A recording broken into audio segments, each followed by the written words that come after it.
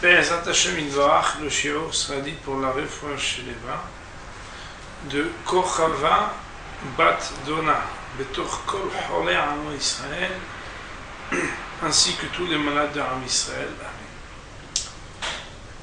Cette semaine, c'est la paracha de Korach. Le sujet qui a été choisi, c'est le sujet de la jalousie. Comme on sait, Korach réclamait des droits à prendre la place de Aaron le grand prêtre, parce qu'il prétendait qu'il n'y a rien qui lui conférait plus de droits que lui. La matitnaseu al kean Hashem, pourquoi est-ce que vous auriez plus d'honneur que moi? Et nous allons, Be'ezrat Hashem, réfléchir sur ce sujet de la kin'a, de la jalousie, qui est un sujet qui touche énormément. Dans la Mishnah de Pirkei Avot, tout le monde sait que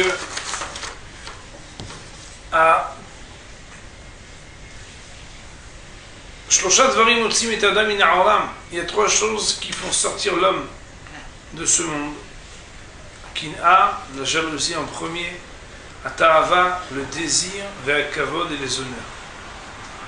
La Kin'a, nous disent nos Hachamim, elle fait sortir l'homme de ce monde-ci, mais aussi du Olam Haba. C'est comme ça que Rashi commente.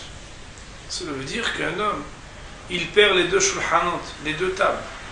Et le Olam Hazé, le Olam Haba à cause de la Kin'a.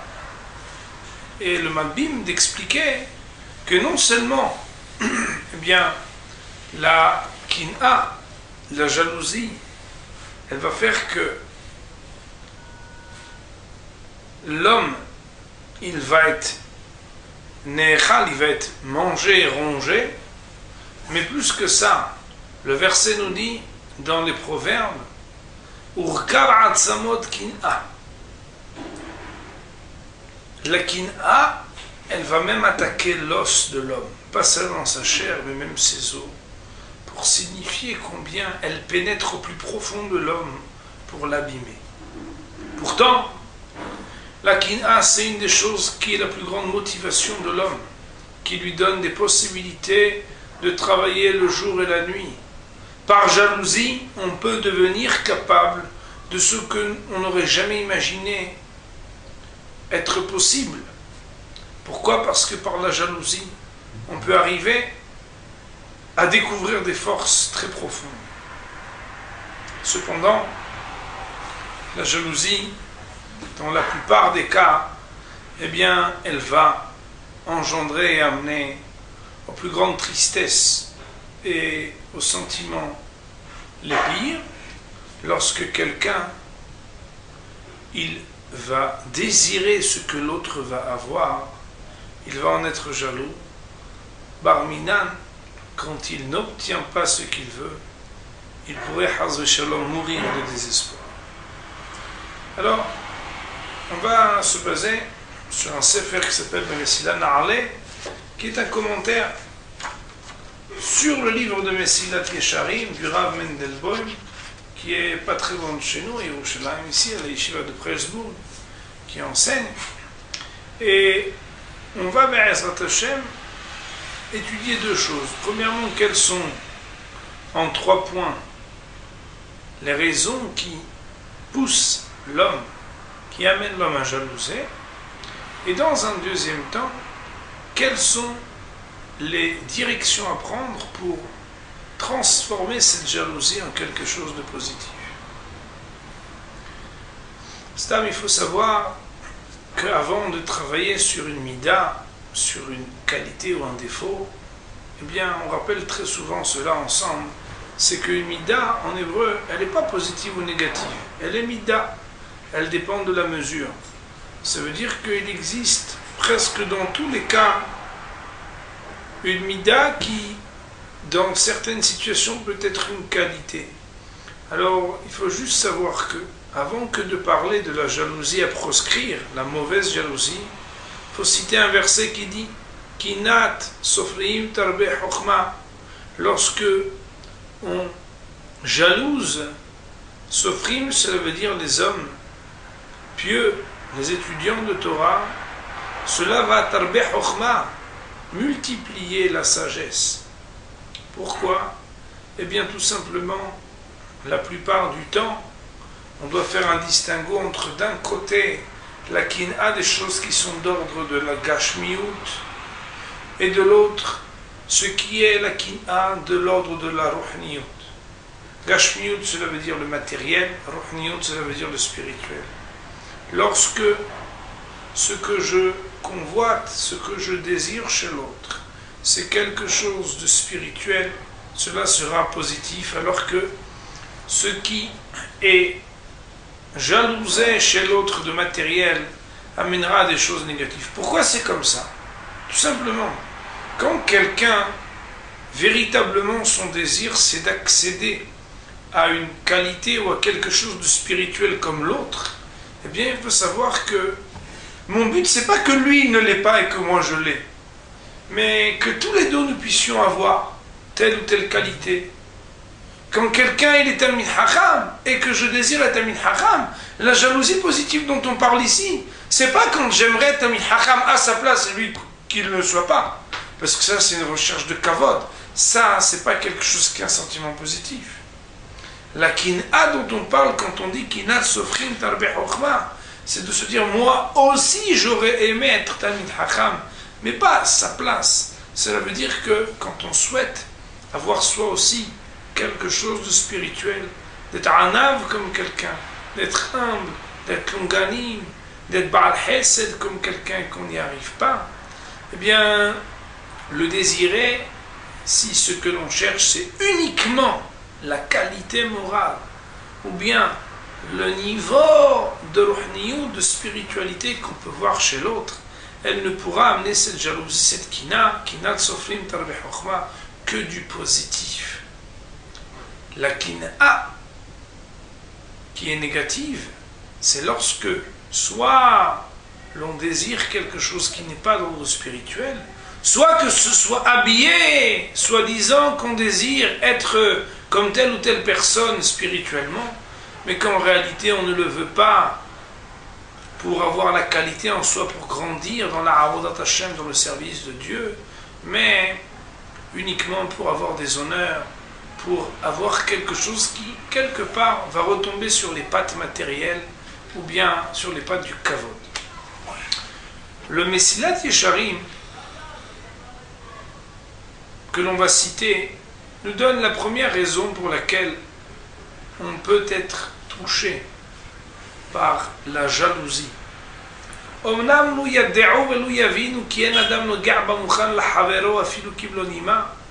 Si jamais un homme savait que personne ne peut prendre, toucher, enlever de ce que son ami, de ce que son prochain doit recevoir, même comme un cheveu, rien du tout,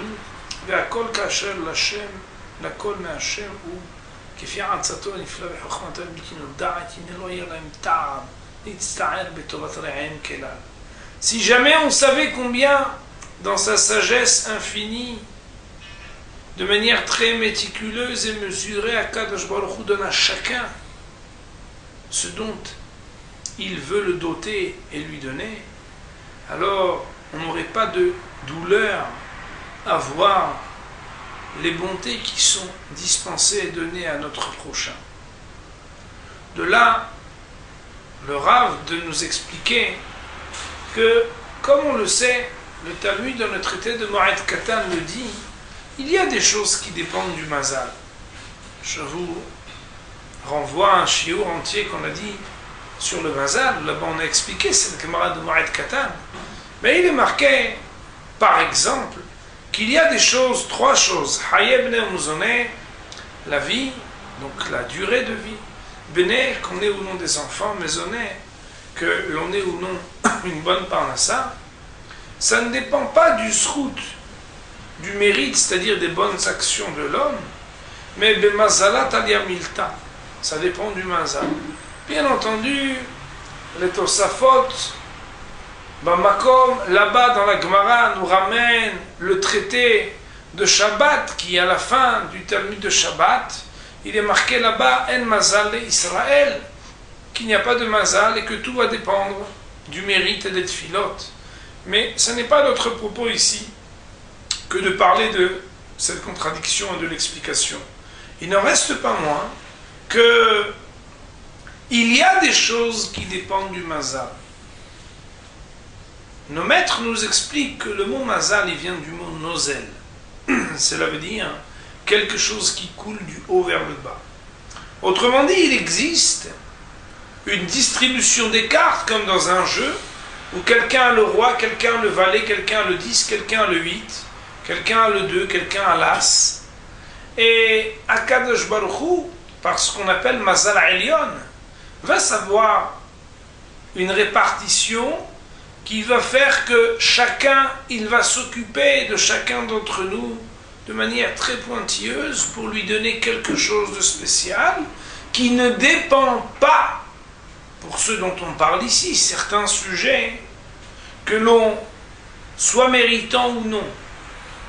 Et à partir du moment où un homme réfléchit sur ce sujet et comprend qu'il existe quelque chose de particulier, de singulier, entre ce que Akadosh Baruch Hu veut me donner et ce que je dois me dépasser pour révéler quelque chose de son nom. Car quelqu'un qui est riche, il peut avoir aussi des nissionot, des épreuves de la richesse. Quelqu'un de pauvre peut avoir des épreuves de la pauvreté. D'autres peuvent avoir des enfants et avoir des nissionotes, et d'autres peuvent avoir des épreuves alors qu'ils n'ont pas d'enfants. Akadosh Baruch Hu distribue les rôles. Et on le sait bien quand on va voir ce qui se passe chez les uns et chez les autres. Très souvent, lorsqu'on croit que l'autre est bien plus heureux que nous, eh bien on revient en courant chez soi. Alors, nos Hachamim nous disent, si un homme, comme le dit le Ramchal dans Mesilat Yesharim, Akol kasher lakol, mais Hashem ou kefi atzato nifla bechokmato bitino da'at, Akadosh Baruch Hu, il sait partager, donner à chacun quelque chose de particulier pour le faire grandir, et vis-à-vis de chacun c'est considéré comme une bonté, alors cet homme-là, il n'a pas de raison de désirer, il n'a pas de raison de jalouser son prochain. Et bien, mettre que ce qui va être rapporté, ici on a déjà cité le commentaire du Even Ezra, le Even Ezra sur le commandement de l'Otahmod qui demande de ne pas convoiter ce qui appartient à notre prochain, à l'autre. Eh bien, il demande, il dit, mais comment on peut faire quand on voit quelque chose de beau, un bel objet, une belle maison et d'autres choses encore? C'est impossible de ne pas le désirer, le convoiter. C'est naturel. Je le vois. Lui, il arrive avec une très belle voiture, il la gare à côté de la mienne, ou même au feu rouge. On est là, et puis on vient de sortir pourtant du garage. Mais bon, tu comprends, on vient de s'acheter la dernière Renault, lui, il est avec la dernière Jaguar. Déjà, le moteur, il ne fait pas le même bruit. Mais même, le bonhomme, on voit que, bon, au démarrage, comment est-ce que je peux rester impassible? De la même manière, on a, Baruch Hashem, acheté un appartement, et puis on est invité par des amis. Il nous reçoit dans une villa, 2 étages, piscine, la folie.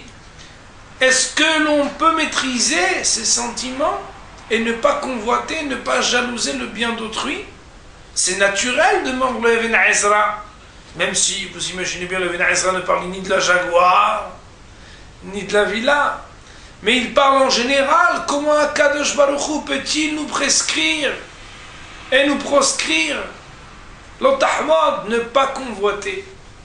Il donne, pour répondre à cette question, une parabole extraordinaire. Il nous dit que lorsque, dans un village où il n'y a que des paysans, passe la princesse, la fille du roi, le paysan, s'il a la tête sur les épaules, il ne la regarde pas, il ne cherche pas à s'approcher de cette femme et de la désirer, de penser à ce qu'elle soit son épouse. Pourquoi?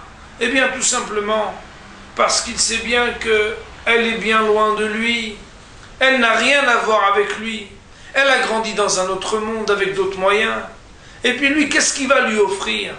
Ils n'ont rien à voir, ils n'ont pas de shayachout, de disponibilité l'un avec l'autre.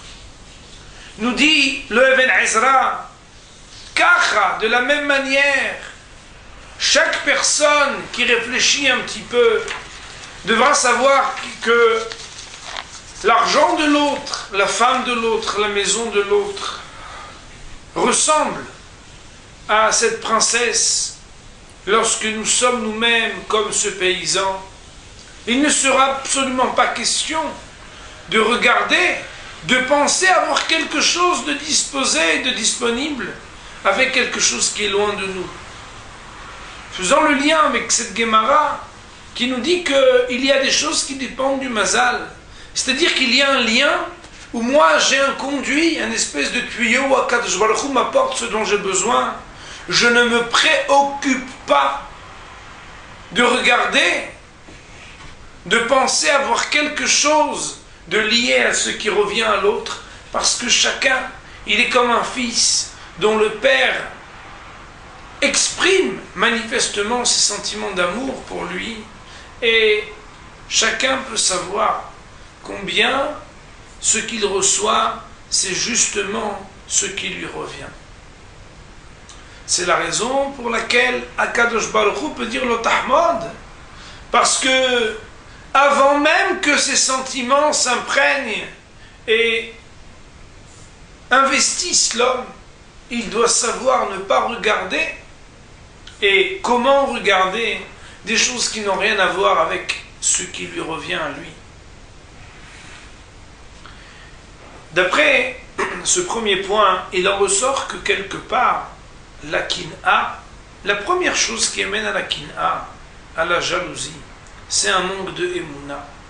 C'est penser que Akadosh Baruch Hu, il n'est soit pas juste, Barminan, soit qu'il ne veut pas s'occuper de soi comme il s'occupe des autres. Un homme, il doit être capable de réfléchir sur les sujets qui s'appellent le bitachon, la confiance en Akadosh Baruch Hu, pour savoir qu'à chacun, Akadosh Baruch Hu, il donne des tovot, c'est-à-dire des bontés. Et comme on le dit, chaque fois qu'on va voir ce qui se passe chez les autres, on revient en courant chez soi. Ah mais oui, chez les autres, on voit que la Jaguar et que la villa, mais on ne voit pas les problèmes. Et chez soi, on voit que les problèmes, on va venir à ce sujet. Mais il faut être bien convaincu qu'Akadosh Baruch Hu répartit les choses de manière équitable et que je ne suis pas à plaindre dans ma situation, car à chacun, Akadosh Baruch Hu donne et octroie des biens et des possibilités pour le bonheur de chacun. Il existe un deuxième point qui nous est rapporté par le Mishnah de Avot, très connu. On a déjà cité plusieurs fois cette Mishnah ensemble. Il est marqué Zohi derech yeshara shidbak ba adam. Quel est le droit chemin auquel l'homme doit s'attacher? Rabbi Eliezer Omer, une des opinions, Rabbi Eliezer de dire Aïn Tova, c'est d'avoir un bon œil. Et là-dessus, il existe deux commentaires. Un qui paraît trivial et l'autre qui paraît très surprenant. Bien entendu, on est là pour essayer d'entendre les deux et peut-être de les rapprocher, malgré le fait qu'à première lecture, on penserait qu'ils sont opposés l'un à l'autre ou en tout cas différents. Rashi, de nous dire qu'est-ce que c'est un bon œil? Eh bien, tout simplement, kipshuto, nous dit Rashi, comme au premier sens des termes. She'en lo kin'a al havero, c'est quelqu'un qui regarde d'un bon œil et qui ne jalouse pas ce qui est à son prochain. Et pour qui l'honneur de son prochain est cher comme son propre honneur. De là même, on comprend bien. Aïn Tova, l'œil regarde ce qui est à l'extérieur de soi, c'est-à-dire ce qui est à l'autre, Et Aïn Tova, c'est d'avoir un bon regard sur ce qui fait le bien de l'autre, la vie de l'autre, les possibilités que les autres peuvent avoir. Cependant, il y a le commentaire du Rambam Maïmonide, qui lui est très surprenant, et qui nous dit, qu'est-ce que c'est Aïn Tova? Eh bien, il nous dit, Aïn Tova, Aïstabkut, Bema Sheyesh la Adam.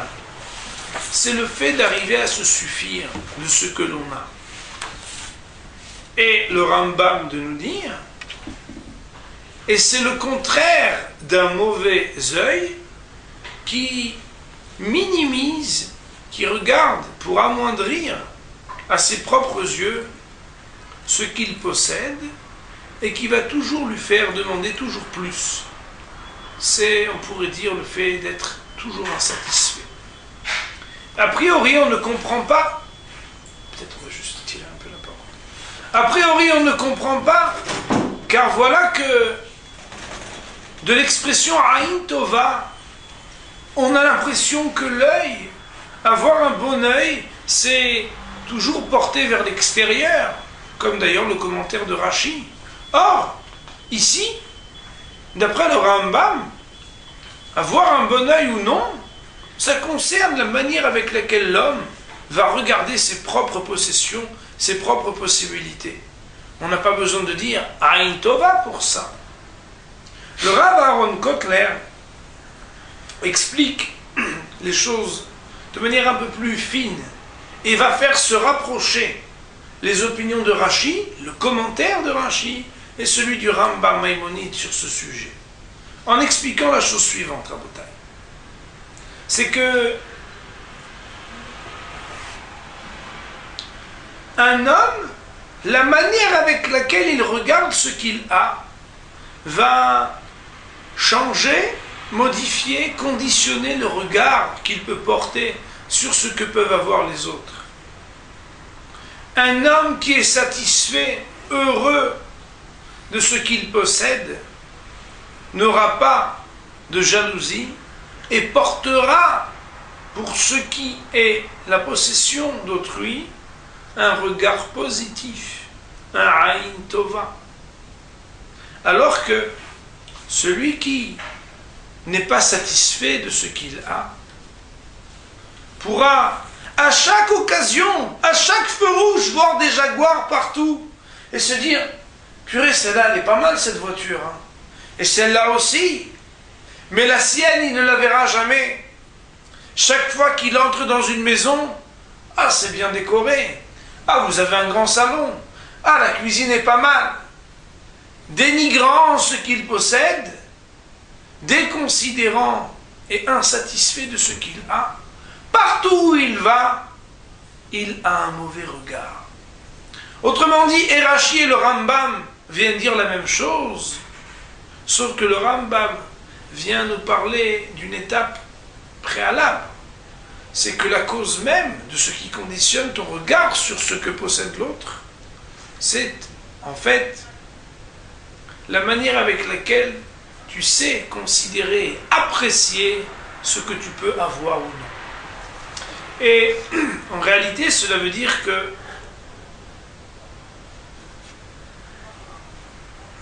le deuxième point qui amène à la jalousie, c'est de déconsidérer ce que l'on peut avoir.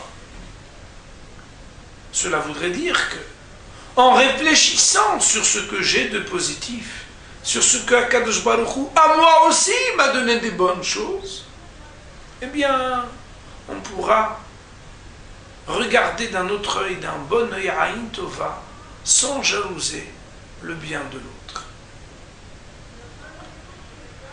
Le troisième point, eh bien, c'est un point qui touche encore plus tout le monde. C'est que, très souvent, quand on regarde ce que l'autre possède, on se dit arbitrairement que moi aussi je le veux, moi aussi je le mérite. Et pourtant, des fois, même si la justice du ciel peut nous paraître parfois injuste, parce qu'on ne comprend pas tout de la manière avec laquelle Akadosh Baruch Hu distribue les cartes, il peut arriver assez souvent que des personnes que l'on voit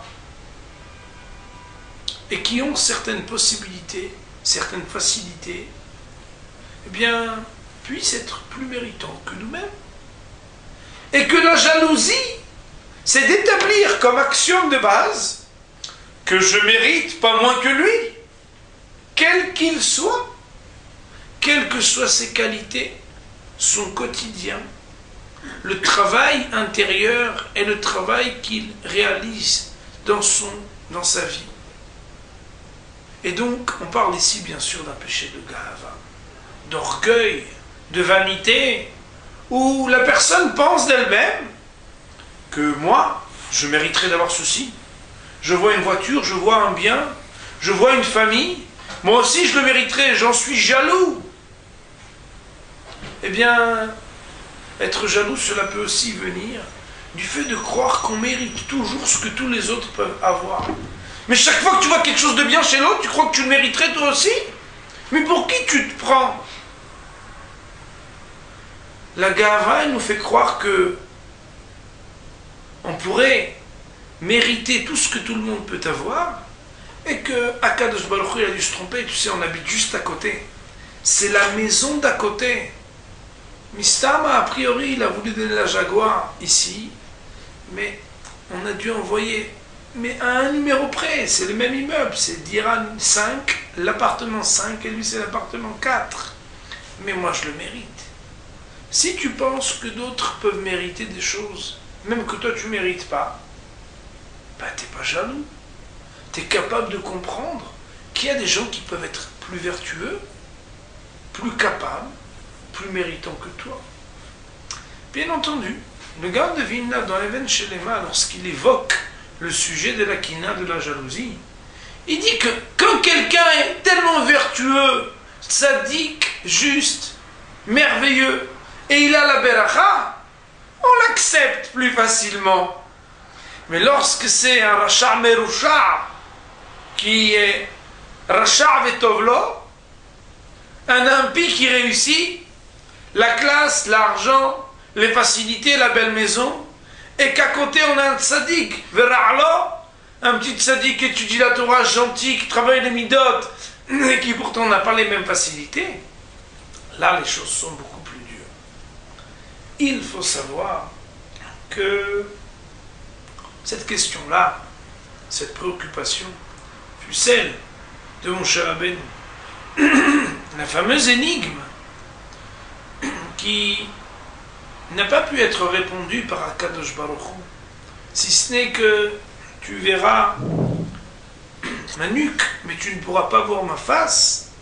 On ne peut pas toujours comprendre ce qui est juste, ce qui est divinement juste dans la manière avec laquelle Akadosh Baruch Hu distribue les rôles. Mais on doit avoir la foi qu'il peut y avoir des raisons pour lesquelles lui peut avoir ce que moi je n'ai pas, et c'est pas grave du tout. Alors, il y a marqué dans Michelet, et nous arrivons donc aux deux points par lesquels nous pouvons positiver notre regard sur l'autre.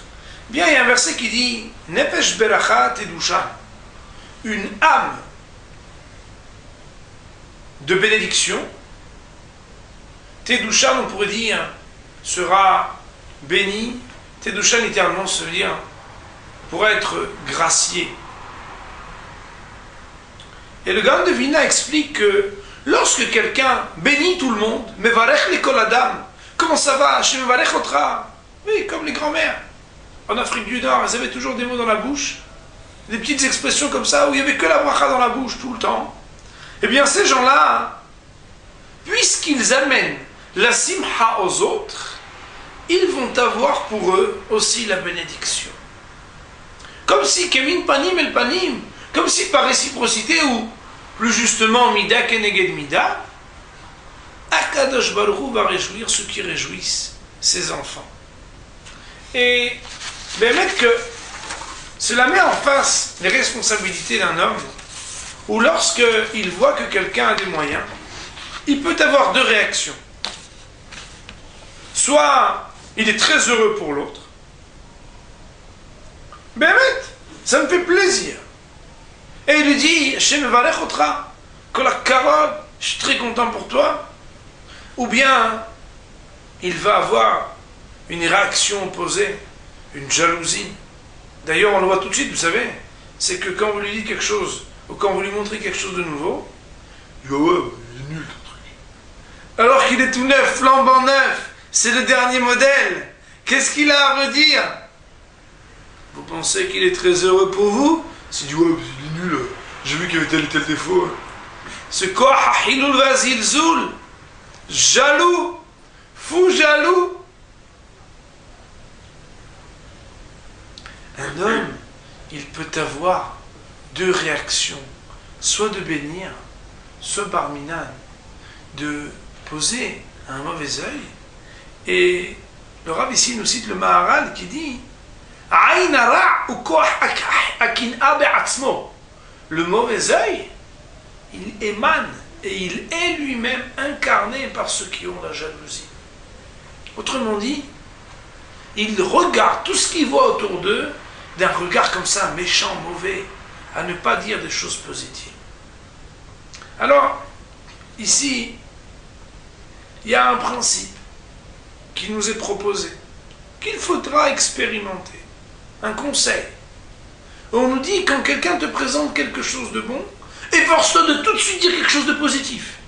D'ailleurs, la Gemara nous dit dans le traité de Ketubot, à propos de cette Mishnah, où on nous dit comment on danse devant une Kala, et on doit dire Kala Na'ab Hasuda. Combien elle est belle, combien elle est pieuse la mariée. Et là-dessus, Bet Shammai de dire à Bet Hillel, mais il est marqué Midvar Sheker Tilhak. Il faut s'éloigner des mensonges. Si elle est belle, on devrait dire qu'elle est belle. Mais on devrait dire Kala Kemotchei, comme elle est. Si elle n'est pas belle, tu ne parles pas de la beauté. Qu'est-ce que ça veut dire de dire toujours Kala Na'ab Hasuda? La Gemara de dire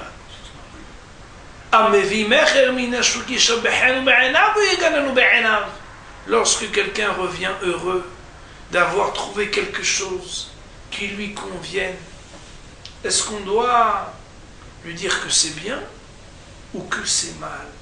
Est-ce qu'on doit lui dire que c'est beau ou que c'est horrible? Eh bien, il va de soi, nous disent nos hachamim, qu'on doit louer ce que l'homme a pu trouver. Avoir une bonne parole de dire « Ah, c'est très bien, qu'est-ce que tu as acheté? Super !» Mais pourtant, je pourrais en avoir un sentiment de jalousie. N'est-ce pas hypocrite, ce conseil? Non, parce qu'il est un principe et il ne s'agit pas seulement d'un principe d'ordre de discours discursif ou de parole. C'est que « Ah, il était aride, il flotte le bala !» Tant qu'on est en train de rejeter, on ne peut pas en même temps prendre et rejeter. On peut avoir deux actions opposées au même instant.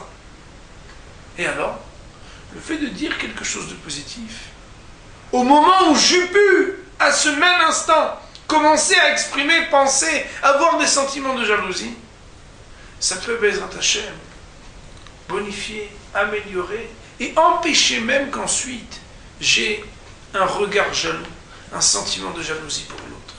Autrement dit, quelque part, on s'inscrit dans quelque chose par une petite bracha, en disant « Mabrouk, Mamash Kolakavod, ah, vous avez une maison, Baruch Hashem, très bien. » Pas juste se taire en se disant « Ah ouais, tu l'as payé combien ?» Non, Mazal Tov.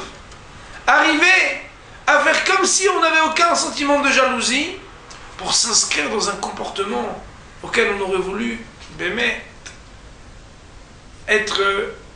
dont on aurait voulu être imprégné naturellement, et ainsi, nous dit le Rav, bien, c'est un conseil qui pourrait nous empêcher même d'avoir de mauvais sentiments. Ensuite, eh bien, le deuxième sentiment, il est exprimé tellement fortement dans ce que le Talmud, dans le traité de Sanhedrin, nous dit. Bakol adam mitkaneh, chutz mi beno et talmido. Un homme, il peut tout jalouser, sauf son fils et son élève. Pourquoi? Mikan shinadam hash kin'ak klape re'eu, siman adavar shehasera ava benehem. De là, nous disent nos maîtres, ça nous révèle que lorsque quelqu'un il peut jalouser son prochain, c'est qu'il lui manque quelque chose dans l'amour qui doit les lier. Ça veut dire quoi? Ça veut dire que quelqu'un il aime l'autre, il est très heureux qu'il ait quelque chose de bien. Ça ne le dérange pas qu'il ait quelque chose même de plus. Là où ça me titille que l'autre ait quelque chose de bien, c'est que quelque part, il y a un manquement, il y a quelque chose qui manque dans notre amour. Parce que lorsque quelqu'un, eh bien, il aime son prochain, il est toujours très heureux pour lui. Eh bien, maître, regardez, chacun d'entre nous, quand on a un vrai ami, parce qu'on n'en trouve peut-être pas toujours énormément, lorsqu'on a un ami, eh bien, c'est celui à qui on peut annoncer en premier les bonnes nouvelles. Tu sais, je ne l'ai pas dit à tout le monde, mais... Et à lui, on peut lui dire tranquillement. Pourquoi? Parce qu'il va nous dire, qu'est-ce que je suis heureux pour toi. Baruch Hashem, tu mérites. Mamash, Baruch Hashem, extraordinaire. Il existe dans les amitiés qu'on peut avoir et dans les relations de père, fils, de maître à élève, des gens qui sont vraiment heureux pour nous, qui sont heureux qu'on puisse avoir même plus qu'eux. Pourquoi? Bien parce qu'ils nous aiment véritablement. De là, nous disent nos hachamim, un autre conseil au moment où on nous présente quelque chose, n'est-ce pas? Et on voit que le copain, il a pu avoir quelque chose que l'on pourrait jalouser, d'être capable de penser aux raisons qui me font aimer mon ami. On voit ensemble qu'ils ont une nouvelle maison, au lieu de commencer à se dire, ouais, mais non, tu sais, cet homme-là, j'ai beaucoup d'estime pour lui. Parce que ceci et cela et cela. On met en exergue, on souligne des qualités, on souligne des réalisations, on souligne qu'il a des barasim tovim, on souligne des raisons qui font qu'on l'aimerait, afin de pouvoir s'orienter, et pas seulement au niveau du verbe, mais au niveau de son cœur, à se dire que si on n'est pas heureux des bontés qui lui ont été données, c'est que quelque part on manque d'amour pour lui. Quand on aime quelqu'un, on est heureux qu'il puisse avoir des bonnes choses. Akadosh Baruch Hu, on lui demande dans différentes filotes, Shelo ta'ale kinatenu alem adam velo kinat adam ta'ale liben, que il n'y ait pas de jalousie des autres vis-à-vis de moi, et que nous ne soyons pas nous-mêmes jaloux des autres. La kin'a, elle ronge. La kin'a, elle peut tuer un homme, la jalousie. Un homme, on a dit, il doit travailler sur 3 points. Premièrement, d'avoir la foi que ce qui doit lui être donné est donné par Kadosh Baruch Hu, parce que dans le mazal qui est le sien, c'est-à-dire le conduit, on pourrait dire, qui fait que chacun il a sa bénédiction, Akadosh Baruch Hu, il ne s'occupe pas de moi moins que d'un autre. Et c'est pas parce que d'apparence celui-ci il a la voiture et la maison et des possibilités, qu'il est marié, il a des enfants, et l'autre n'a peut-être pas tout ça, qu'Hachem il m'a abandonné. Le deuxième point, nous avons dit, c'est d'apprendre à apprécier ce que l'on a. Parce que lorsqu'on apprécie ce que l'on a, on se conditionne à avoir un regard positif vis-à-vis de l'autre. Enfin, être capable de s'éloigner de la midat agava, de l'orgueil, qui me fait croire que tout ce que tout le monde a, mais c'est une erreur. Moi, je ne mérite pas moins que le monde entier. Tout devrait me revenir. Ensuite, 2 petits conseils pratiques. C'est d'être capable, eh bien, tout d'abord, de dire un compliment lorsque quelqu'un nous présente quelque chose qui aurait été sujet à la jalousie. Et deuxièmement, lorsque l'on sent qu'on pourrait devenir jaloux, que l'on sache bien que, a priori et essentiellement, on révèle ici qu'on manque encore un peu d'amour pour celui qui a ce que je lui jalouse. Je terminerai en citant que Béné Israël sont les enfants de Yaakov, les dignes descendants de Yaakov et pas les descendants de Esav. Dans la génération que l'on vit, la génération du ribouille, la génération où il n'y a jamais eu autant de quantité de tout, eh bien, on doit se rappeler la rencontre entre Yaakov et Esav. Un qui, lorsqu'il parlait de ses biens, disait « Yeshli Rav », j'ai beaucoup. Et l'autre qui disait « Yeshli Kol », j'ai tout. Yaakov ne possédait pourtant pas autant que son frère Esav. Mais en qualité, il était capable d'apprendre à regarder d'un bon œil ce qu'il avait et d'être capable même d'être le premier à envoyer des cadeaux à son frère. Un homme, pour ne pas être jaloux, il doit, avant tout et surtout, pour lui-même et pour ses enfants, être capable de regarder ce qu'il a dans son assiette, de ne pas regarder ce que les autres ils ont, et de savoir que ce qui m'est donné, comme ça me vient de celui qui est Adon Hakol, celui qui est le maître de tout, bien quelque part doit m'amener à moi la plénitude de pouvoir dire Yesh Likol. Que je nous aide de ne pas tomber dans le piège de la kina, de la jalousie, et qui nous amène à toujours travailler sur nos midot pour avoir toujours plus d'amour pour les autres, et que soit mitkayem banu, que s'applique sur nous le verset qui dit Tov ayn hu yevorach, celui qui a un œil généreux, hu yevorach, c'est lui qui sera garant de toutes les bénédictions.